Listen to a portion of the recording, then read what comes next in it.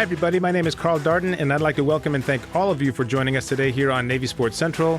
I'm your host, and this is the official podcast of the Navy Sports Nation, where we take a deeper dive into Navy sports. In this episode, we'll continue with our look at 20 years of the triple option at Navy by breaking down two particularly memorable games against Air Force and Army. And I'll also discuss a couple of records held by a Navy player that may never be broken, and you'll hear my reasons why for that as well. So stick around. We'll get started as soon as we come back.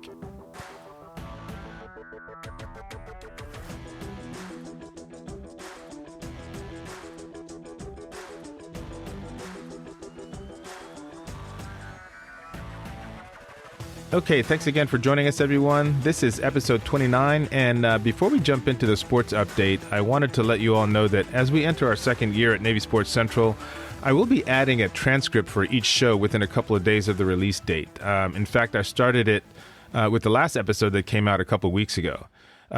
This is just another way to add some value and possibly increase our reach. Anyway, if you're hearing the show for the first time, I hope you'll become a regular listener. And if you've heard us before, welcome back. Either way, thanks for making us part of your day. All right, now let's get into our sports update. A couple of weeks ago, I commented on the Navy Sports Nation group Facebook page that spring football practices were just cranking up. And today, I just wanted to provide a quick recap on how things are looking on offense. Now, unlike last year, there's no debate as to who the starting quarterback will be. Ty Levitai is a clear-cut starter, and by all accounts, he continues to develop at a rapid rate. There was an article written by Bill Wagner in the Capital Gazette that spoke to his improving ability to recognize the defenses that Coach Newberry is throwing at him, and he's doing a great job of getting the offense in the right play. And as we all know, that's absolutely critical in order for the triple option to be effective. As of right now, Xavier Arline and Masai Maynor are still listed as second and third on the depth chart. And actually, Arline was getting some decent time as an attackman on the lacrosse team this spring. In fact, he got his first start in that win over Johns Hopkins last month and scored his second goal of the year. But unfortunately, he aggravated a lower leg injury and didn't play in the second half. In fact, he was in a walking boot on the sidelines for the rest of the game. So hopefully it's not too serious, but he hasn't played since that Hopkins game. Anyway, Arline has been attending team meetings to stay up to speed on everything, so that's good news. It also means that Masai Maynor has been getting more reps at quarterback, and he's been improving quite a bit as well. Now, of course, having the right quarterback is great, but without a solid offensive line in front of him, life could get pretty tough. The Mids bring back two seniors, right tackle Kip Franklin and left tackle Jamie Romo. Franklin is the more experienced of the two, but Romo's got some decent playing time as well. One of the things that offensive line coach Ashley Ingram wants to do is make sure he's got at least two players who are interchangeable at all five positions if necessary. That's one of the things he was talking about in one of the local press conferences. Everything starts with the center, and right now the team's got three rising sophomores who are listed on the depth chart. They are Brent Self, David Hickson, and Declan Moriarty. Juniors Ahmad Bradley and Lirian Moretzi are listed at number one on the depth chart at left and right guards, respectively. But again, Coach Ingram isn't all that focused on who's listed as the starter. His goal is to develop his players so that they can play multiple positions. That way, it just gives him the most flexibility. So right now, the number on the depth chart doesn't really matter all that much where the offensive line is concerned. At slot back, the Mids will be without Chance Warren and Carlinos Acey, who will be graduating next month. But they've got some pretty talented players ready to take over. Among them is Mikael Haywood, who made a name for himself on special teams last year for returning a kickoff for a touchdown against East Carolina. And he also had a key reception in the game against Army back in December. I'd have to say that fullback is the biggest question mark. The coaches are working with a group that is certainly smaller than guys like Isaac Ruas and James Harris, but they are more athletic. Now it's just a matter of seeing who'll emerge as a starter. Anton Hall and Mike Maui only had about 7 snaps between them all of last year, and Logan Point, who'll be a sophomore, didn't see the field at all. Now, that being the case, fullbacks coach Jason McDonald is pretty excited about the group he's been working with. One of the things he stressed was the vision and agility of all three players. So once they get the offense down, things could get pretty exciting. And finally, with respect to the wide receivers, Mark Walker and Jay Umbarger will be the primary targets. Both have big playability, and I'm looking forward to seeing how they'll be used this year. Levitai has shown that he can throw the ball well when he gets some time, while Walker and Umbarger are definitely capable of stretching the defense. Overall, I think the coaches are pretty happy with what they've been seeing so far. Spring practices will be completed by this Friday, April the 15th. And in our next episode, I'll give you all an update on the defense. Okay, before we move on, I did want to give a quick shout out to the intercollegiate sailing team. They competed in the Prosser Trophy Regatta for the Mid-Atlantic Intercollegiate Sailing Association Team Race Championship last weekend, and they ended up winning the whole thing. Their record was 16-3 across the two-day event, which gave them their first Prosser Trophy since 2017. And it also earned them an automatic bid to the 2022 College Sailing Team Race National Championship, which is going to be taking place next month. The event was hosted in Annapolis and featured the top 8 teams from the Mid-Atlantic Intercollegiate Sailing Association based on regular season results. Now, in the first round, Navy posted a 6-1 record, which got them out front early. And then in the next round, they went 5-2. That combined record of 11-3 was good enough to get them into the top 6 round on Sunday. And from here, they just slammed the door on everyone else, winning all 5 races. By the way, your winning skippers for the mids were Gray Benson, Olivia de Olazara, and J.C. Hermes. Now, the team has several races over the next few weeks, and they will all serve as preparation for the College Team Race National Championships, which will be held in New Orleans, May 16th through the 18th. So congratulations to the Intercollegiate Sailing team for the great season they're having so far. And I got to tell you, I took a look at their schedule just a couple of days ago, and I was surprised at how many races they get in. And this is one of the sports that basically competes year-round, except for maybe taking a few weeks off in the wintertime. But they are racing virtually, 3 to 4 weekends a month, and oftentimes they'll go ahead and split their teams and go to 2 different locations. So they stay pretty busy. I think it might be kind of fun to have somebody on the show who used to compete on the sailing team, just to kind of get a little bit more insight there, because I'll be honest with you, I have not been on one of those boats since plebe year, and I have no idea how those races are set up or how long they are or anything like that. But I do have a classmate who has a lot of sailing experience, so I may reach out to her and see what we can set up, because I think it'd be kind of fun to learn more about that sport. Okay, that does it for our sports update, and our deep dive segment is next.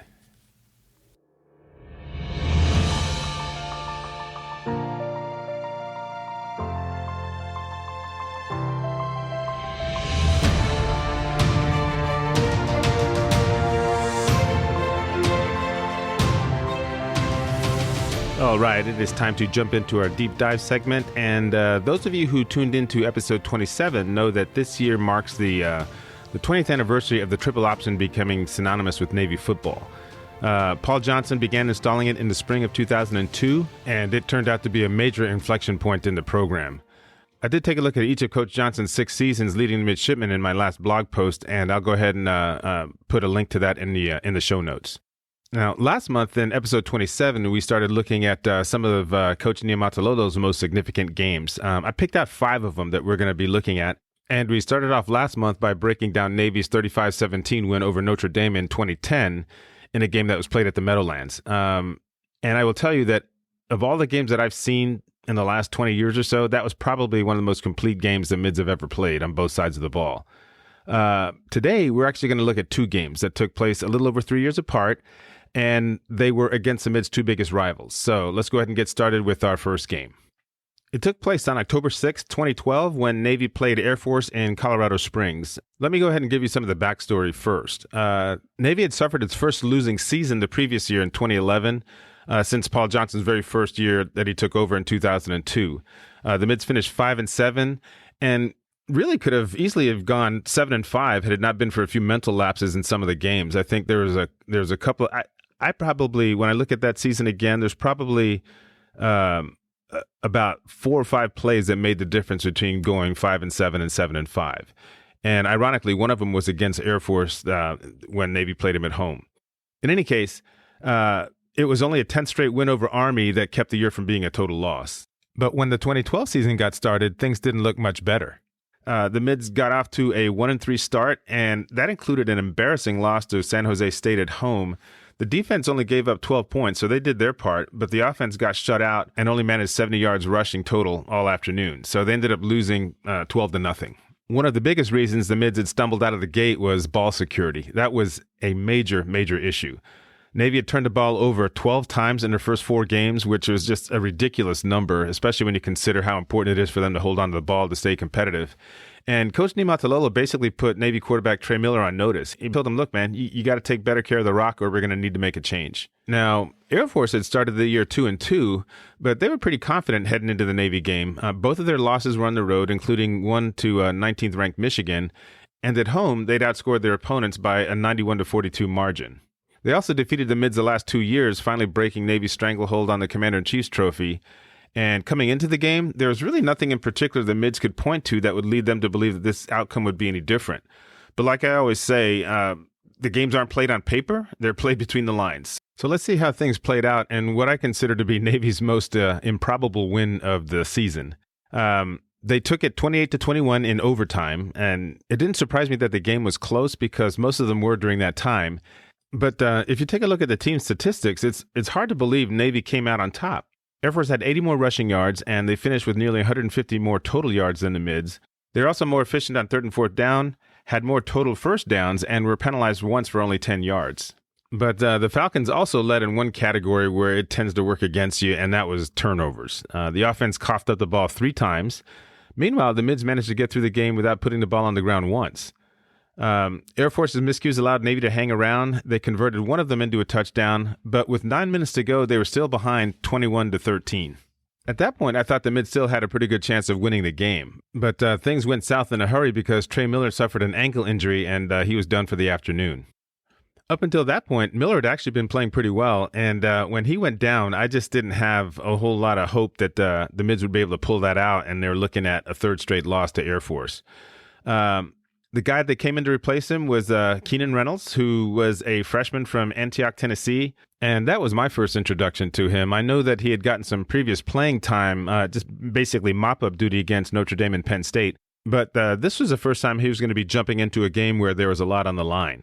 Now, the one thing I noted was the coaches had a ton of confidence in him. The very first 2 plays that Coach Jasper called were passes, and I wouldn't exactly call that standard practice for a kid who comes into a pressure situation for the first time. Both passes were completed for nice gains, though, and 4 plays later, Reynolds took the snap and headed right and got a really nice block. Then he cut inside and wove his way through the defense for a 15-yard touchdown run. The Mids went for the 2-point conversion, and Reynolds on this one, man, he held a pitch until the last possible moment before getting it out to Noah Copeland, who got hit early, but he was able to fight his way into the end zone to get the 2 points. So now, with 7 minutes to play, the game was all tied up. Both teams wound up trading punts on the next 2 possessions, and Air Force did get the ball back in good field position with less than a minute to go. They got all the way to the Navy 34-yard line and had a chance for a game-winning kick, but the 51-yard attempt wasn't even close, so that took the game to overtime. Navy got the ball first, and after carries by Reynolds, Copeland, and Gigi Green, the Mids were sitting on the 1-yard line just waiting to punch it in. And on that play, the snap was mishandled. I swear, I almost had a heart attack when I saw it. The ball ended up in the end zone, and fortunately, it wound up right next to center Jake Zuzek, who actually was able to get an arm out and pull the ball in and recovered it. So a rare moment for him, certainly. You don't see too many offensive linemen scoring touchdowns, especially in a game that big. The Mids kicked the extra point to take a 28-21 lead, and now all they had to do is keep the Falcons out of the end zone on their possession to come away with the win. Air Force's first 2 plays got them 5 yards, so they're looking at a 3rd and 5 from the Navy 20, and that's when Matt Warwick just made a huge play and took down Air Force fullback Cody Getz for a 1-yard loss. So now it's 4th and 6, and Air Force has to convert to stay in the game. Quarterback Connor Dietz took the snap and looked right to make a throw, and he had a receiver open at the first down marker, but Navy lineman Wes Henderson got a hand up there just as he threw it and knocked it down, and the game was over. So somehow the Mids had managed to scratch out a 28-21 win in overtime after being behind by 8 with 9 minutes to go. And I can tell you, I certainly didn't see that one coming after Trey Miller went down. But Keenan Reynolds came in and got the job done. And most importantly, the Mids were now in the driver's seat when it came to the Commander-in-Chief's trophy. And that was absolutely huge. Okay, so that's a quick recap of the game. And now I'm going to go into the reasons why this particular one made my list. And basically, it's for 2 reasons. First of all, this game literally turned things around for the Mids that year. Again, you'll recall they went into it with a 1-3 record. They ended up winning that one, and then they went on to take 6 of their next 7 regular season games, and they were 8-4 going into bowl season. And even though they dropped that bowl game to Arizona State, that season was a huge success in my book, considering the fact that they got off to that awful 1-3 start. And that actually brings me to the second reason why this game stood out to me. And it's basically because it launched the career of, in my mind, the best triple option quarterback to ever play college football. Up until that point, Navy had never had a freshman running the triple option, but Coach Ken just had a feeling. Reynolds was named the starting quarterback after he led the Mids to a win over Central Michigan because Trey Miller had not healed from his ankle injury yet. And then after that, he went on to rewrite the Navy record books. He led the team to 3 Commander-in-Chief's trophies, and no Navy quarterback has ever done that. Okay, so that brings us to the end of this game, and we're going to go ahead and jump into the next one here shortly. And just so you know, we're not quite finished discussing Keenan Reynolds because he plays a key role in this next game on our list as well. All right, we're going to step away for a quick break, but before we do that, I did want to share something with all of you real quick. I've seen where there have been a lot of podcasters out there who are shifting to a model where they've started charging their listeners to hear bonus content, or they've moved totally to a paid model. I'm here to tell you that I will never do that. The idea of charging people money to listen to me run my mouth seems a little over the top. Besides, I'm just a one-person operation here, and when it comes to moving to any kind of paid model, there is an additional time factor that's involved in creating that additional content for listeners who choose to go that route. So, that being the case, the time just is not there for me to even do that in the first place, even if I wanted to. That being said, if you do like what you've been hearing on the Navy Sports Central podcast and would like to show your support, you can do that a couple of different ways, and they are really easy. First, you can donate $1 by using the Cash App link at the bottom of the show notes.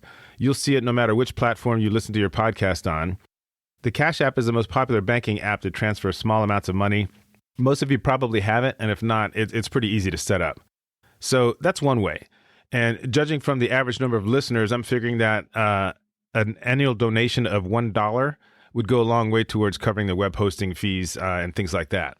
Now, if you're feeling really generous and want to donate $19.84, email me your address and I'll send you one of my Navy Sports Nation Challenge coins. I'll go ahead and put a picture of one of those in the show notes so you can check it out. I've got about 20 of them left, and just so you know, there's at least one listener who had his coin in the Meadowlands at the last Army-Navy game.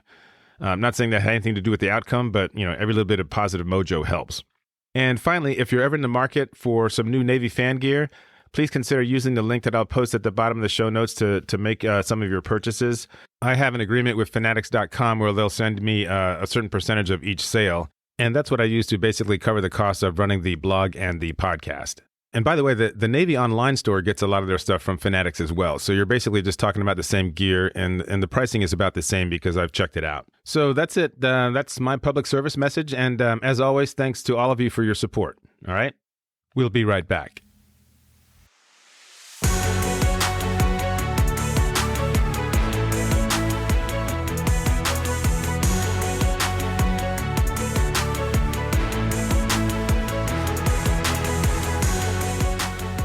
Welcome back to Navy Sports Central. Carl Darden here with you, and we're going to take a look now at the second game I mentioned earlier.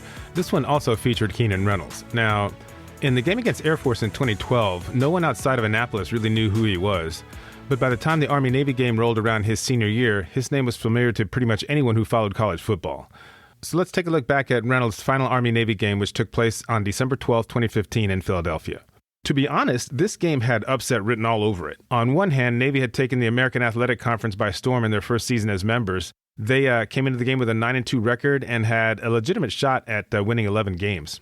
Now, Army was 2-9, but they were much better than their record indicated. They were a very productive team, but usually it was a key mistake that wound up putting them on the wrong end of the score. Now, the good news for the Black Knights was that recently they'd been going toe-to-toe with the Mids except for the one game in 2013. Army coach Jeff Monken, who was a former Navy slotbacks coach under Paul Johnson, was hired after that loss. And Army had figured out a way to slow down Navy's triple option in the previous year, but the Mids still managed to extend the winning streak to 13 by way of a hard-fought 17-10 win.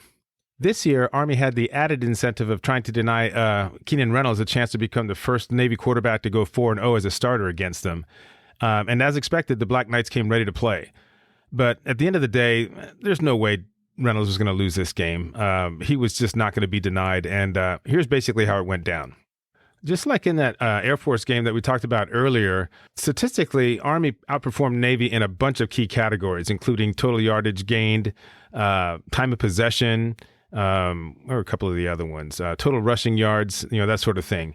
But probably one of the most important stats was that their defense limited the Mids to just 3 of 15 on third down conversions. Now, some quick math will tell you that that's about a 20% conversion rate, and that was well below the Mids' average on the year, which was basically 51%. So, and by the way, that 51% conversion rate on third downs put them at third in the country, which is one of the reasons they were able to get into the red zone so often by sustaining those drives and racking up the 9 wins to date. Anyway, Army caught the Mids off guard in the first half by going to a pretty efficient passing game. Quarterback Chris Carter had 3 completions go for more than 30 yards, and his favorite target that day was a wide receiver by the name of, get this, Edgar Allan Poe. That is his real name, by the way. And Poe hauled in like 5 of Carter's passes for 121 yards, and they included a 39-yard strike that put Army ahead 17-14 at the half. So it was pretty clear that the Mids had their hands full. Navy's 2 touchdowns in the first half came courtesy of Reynolds on a 58-yard run, and also he scored from 1 yard out on a 3rd and goal. But it was pretty tough sledding from there as far as the ground game was concerned.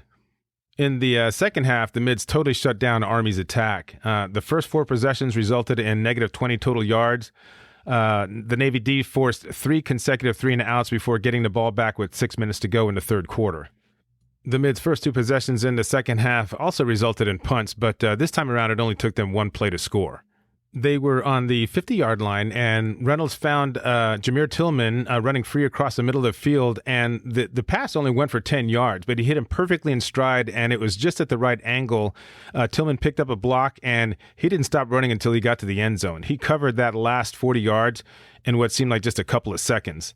And when Navy got the extra point, they had a 21-17 advantage. Army did put together a pretty decent 5-minute drive that took them into the fourth quarter, and they had a chance to go for a 29-yard field goal to pull within 1, but it missed badly, and that really did seem to deflate them because their next 3 possessions went fumble, interception, interception. But the Mids couldn't convert any of those turnovers into points. They just ended up punting the ball right back to the Black Knights. So Army still had a chance to win the game on their very last possession. But they ended up having to try a long Hail Mary pass, and it just fell harmlessly to the ground. There's no way it was going to make it. But that gave Navy their 14th consecutive win over the Black Knights, and it put Keenan Reynolds in the record books yet another time. He was the first Navy quarterback in history to go 4-0 against Army.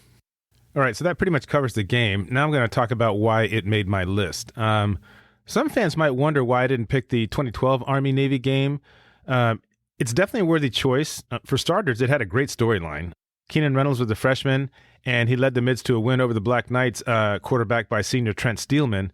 And it was only that late fumble recovery that preserved the win for Navy. The main reason I went with the 2015 game was because it was a win that kept the momentum going in what turned out to be a record-setting season. Navy had already finished tied for first in their division in just their first season in the American Conference. They didn't get a chance to compete in the championship game, but they did win their 3rd straight bowl game after defeating Pittsburgh in the Military Bowl. And that was another first. The victory over the Panthers gave the Mids 11 for the year, which was a school record. So let's think about that for a minute, okay? The program went 99 years between 10-win seasons, that being from 1905 to 2004. And then it only took Coach Ken 2 years to match that in 2009. You remember he took over at the beginning of the 2008 season, and the Mids notched their 10th win in 2009 when they defeated Missouri in the Texas Bowl. But yeah, with the 11 wins that the Mids pulled down in 2015, that definitely was the new high water mark for the program and something to really be proud of. It also meant that Coach Ken Niumatalolo had become one of the most sought-after coaches in Division I football. In fact, many, including me, thought he would leave Annapolis and head for BYU when they came calling at the end of the season. But in what he called the toughest decision he had ever made professionally, Niumatalolo decided to stay. And I will tell you that every Navy football fan across the country breathed a collective sigh of relief, that's for sure. Now, before we move on, I did want to mention one more thing as it relates to Keenan Reynolds. And this has to do with the record he set that I think will be around for a really long time. And who knows, there's a chance it might not ever be broken. When Reynolds scored from 9 yards out with just over 4 minutes to go in the game against Pittsburgh, it was his 88th career rushing touchdown. And that established a new Division I record for an offensive player. Now, I think it is conceivable for another running back to come along and break that record. A lot would have to go right for that to happen, and there's no question about that. But given how much the game has changed over the last 10 years, I think the chances are fairly slim. Running the ball isn't nearly as big as it was back in the day. Now, there is a guy at Marshall right now. His name is Rasheen Ali. As a freshman last year, he had 23 rushing touchdowns, but he would have to average 22 over his last 3 years to break the record. And let's suppose that does happen. Even if he did pass Reynolds, there's no other quarterback within shouting distance of 88 career touchdowns. I mean, that's why I think that 88 career rushing touchdowns for a quarterback could be one of those records that falls into the same category as Joe DiMaggio's 56-game hitting streak, which means it could quite possibly be unbreakable. And here's why I think that's the case. First, you need a quarterback in a system where running the ball is the priority. And these days, the college game has more of a spread / run-pass option type of look. So it's fair to say that passing the ball is the goal at least 50% of the time. If you look at the programs that rely heavily on the run, that leaves you basically with the 3 service academies. They all run some version of the triple option. New Mexico also runs one, and they actually do theirs out of the shotgun. And last year, I think or maybe it was 2 years ago, even Nebraska tried it out on occasion. But realistically, if a quarterback is going to break Keenan Reynolds' record, he almost certainly has to come from either Navy, Army, or Air Force. Just about all the other Division I schools are more committed to throwing the ball. Now, just because you have a talented quarterback calling the signals at one of the service academies, that doesn't mean he's going to be a threat to break the record. The biggest reason is the complex nature of the triple option itself. I mentioned earlier that until Reynolds came along, no freshman had ever led the Navy offense in the triple option era. And if it ever happened at Air Force or Army, it was because they were just getting killed with injuries and had to do it out of necessity. It takes a quarterback a good year or two to become proficient running the triple option attack. First of all, he's got to be really good at making that pre-snap read, but he's also got to make the right decisions in real time after the ball is snapped in order to be the most effective. Now, Reynolds was practically a savant when it came to running the option. He had a really good grasp of it from his freshman year, whereas most quarterbacks at Navy didn't have it down until they started their junior season. So it was that extra couple of years that gave Reynolds the time he needed to set that record. He scored 10 rushing touchdowns as a freshman, but then followed that up with an eye-popping 31 as a sophomore, which included 7 in one game against San Jose State. Then he finished up his career with 23 and 24 in his last 2 seasons to get to that number of 88. So for another quarterback to even have a chance, he would need to be a 4-year starter, and he would also need to be able to get through each season without getting seriously banged up. Now, in the final analysis, I guess it could happen that a quarterback could come along and break that record. But to tell you the truth, I don't think it's all that likely. And the main reason is the time it would take to learn the triple option well enough to run it effectively. Now, I mentioned Trent Steelman's name earlier. He was a 4-year starter at Army, and he had the offense down pretty well by the time he was a senior. But in his first 2 years, he really took a beating, and I think he only finished with about 45 rushing touchdowns for his entire career. So, again, 4-year starter, injury-free, running-oriented offense. There's just not that many of them around, and that's why I think Reynolds' record is going to stick around for quite a long time. And by the way, he also holds a mark for career rushing yards by a quarterback with 4,559, and that one could be around for a long time for the same reasons. Okay, that does it for our deep dive segment. We're going to go ahead and take a quick breather, and our question of the day is next.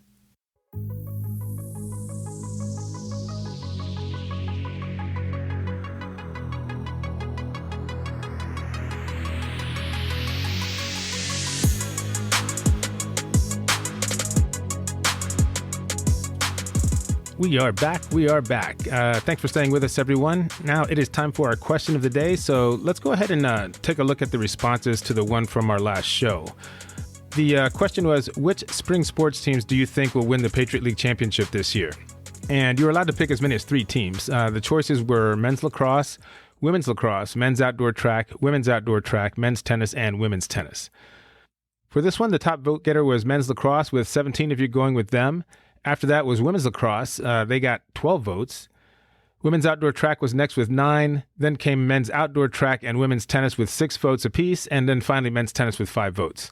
Okay, those are all pretty good choices, I think. For my money, I've got to go with both track teams and women's tennis for my 3. All of them are playing extremely well right now, and they're just looking really strong as they finish out their season. Right behind them, I'd probably go with women's lacrosse. Loyola is still the favorite. The Greyhounds have cruised their regular season schedule so far, but you never know what might happen. Coach Tim Shaw has the mids really focused, and I do think they can stay with Loyola if they play their best game. All right, now let's get to the question for today's episode. We know that Keenan Reynolds was the first Navy quarterback to go 4-0 against Army. We talked about that earlier. Now, besides him, how many starting Navy quarterbacks have beaten the Black Knights at least twice without a loss in the last 20 years? Is the number 0, 1, 2, or 3? So think about that one for a little bit.